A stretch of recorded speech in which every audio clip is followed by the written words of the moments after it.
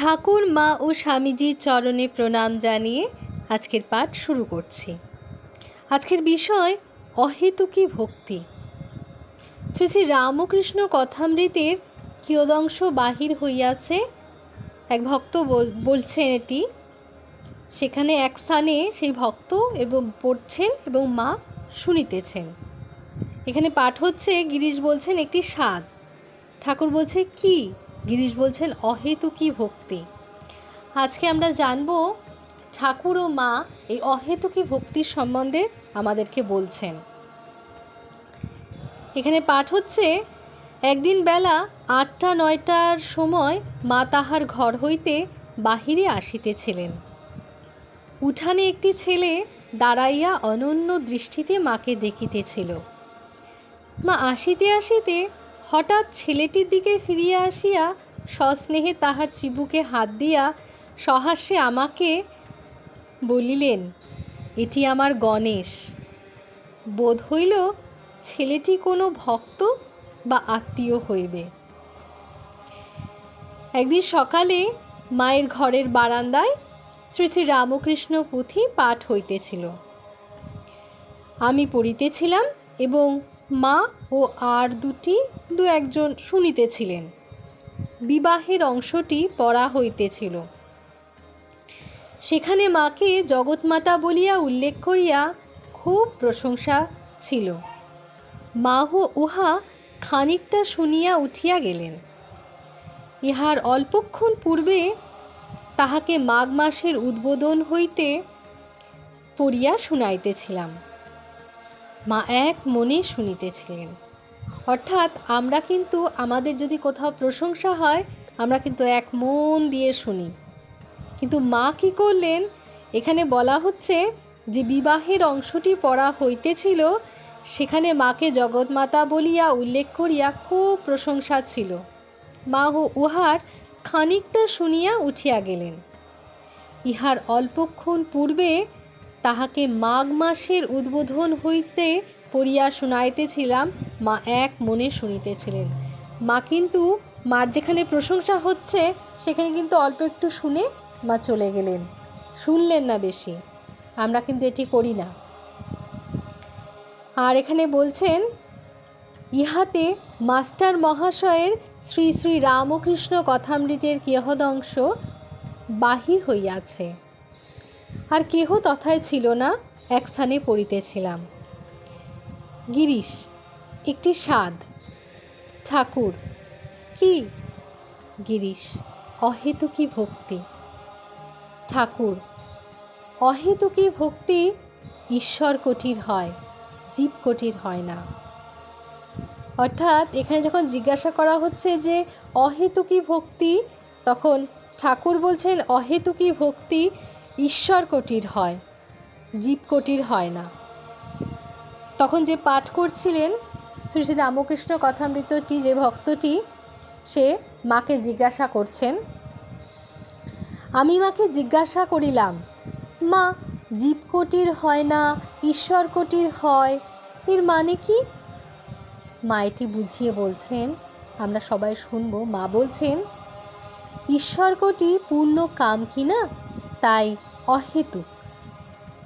কামনা থাকতে অহেতুক ভক্তি হয় না। অর্থাৎ এই যে অহেতুক ভক্তির কথা এখানে বলা হচ্ছে, সেটি কামনা থাকতে হয় না। কামনা শূন্য হতে পারলে অহেতুকী ভক্তি হয়। ঈশ্বরে অহেতুকী ভক্তি হবে কামনা যদি না থাকে। আর এখানে বলা হচ্ছে, সে ভক্তটি বলছেন, মা তোমার এই সব বিশেষ ভক্তেরা ও ভাইয়েরা, এরা কি সমান? আমার মনের ভাব এই যে ভাই হয়ে জন্মিয়েছে, তখন ইহারা উচ্চ আধার ও উচ্চ অন্তরঙ্গ হইবেন, যেমন মঠের মহারাজরা। মা তদুত্তরে ওষ্ঠকুণ্ঠিত করিয়া এরূপ ভাব প্রকাশ করিলেন, যেন কিসের সাথে কিসের তুলনা। শুধু ভাই হইলেই কি হবে? অন্তরঙ্গ পৃথক বস্তু। একদিন সকালে ধান ভাঙা হইতেছিল। মা উহাতে সাহায্য করিতেছিলেন। প্রায় রোজই এইরূপ করিতেন। আমি তাহাকে বলিলাম, মা, তোমার এত খাটুনি কেন? মা বলিলেন, বাবা, আদর্শ হিসাবে যা করতে হয় তা ঢের বেশি করেছি। একদিন রাত্রে সকলে ঘুমাইতেছেন। নলিনী, মায়ের আরেকটি ভাইজি, স্বামী গরুর গাড়ি লইয়া উপস্থিত। নলিনীকে লইয়া যাইবে। সে শ্বশুরবাড়ি হইতে চলিয়া আসিয়াছে এবং ফিরিয়া যাইতে চায় না। স্বামীর আগমন সংবাদ পাইয়া ঘরের দরজা বন্ধ করিয়াছে, আত্মহত্যা করিতে চাহে। অনেক সাদাসাদির পর তাহাকে এবার শ্বশুরবাড়ি যাইতে হইবে না, মা এইরূপ কথা দেওয়ায় সে দরজা খুলিল। এইরূপ গোলমালে রাত্রি কাটিল।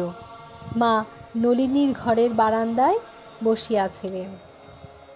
প্রভাত হইলে তিনি তাহার সম্মুখে লণ্ঠনটি নিবাইলেন, বলিতে লাগিলেন, গঙ্গা, গীতা, গায়ত্রী, ভগবান, ভক্ত, ভগবত, শ্রীরামকৃষ্ণ, শ্রীরামকৃষ্ণ। পরে নলিনীর কথায় মা আমাকে বলিলেন, ওর পিসির, শ্রী শ্রী মায়ের কথা বলছেন, ওর পিসির বাতাস লেগেছে বাবা, তাই যেতে চায় না। এখানে বলা হচ্ছে, এখান থেকে আমরা দুটো জিনিস, কী জিনিস শিখলাম সেটি দেখব। একজন বলছেন যে বিবাহের অংশটি পড়া হইতেছিল, সেখানে জগৎমাতা বলিয়া উল্লেখ করিয়া মায়ের খুব প্রশংসা হচ্ছিল, মা উহা খানিকটা শুনিয়া উঠিয়া গেলেন। অর্থাৎ যেখানে আমাদের খুব প্রশংসা হবে সেটি কিন্তু আমরা খুব একটা বেশি শুনবো না, মায়ের এখান থেকে বুঝতে পারলাম।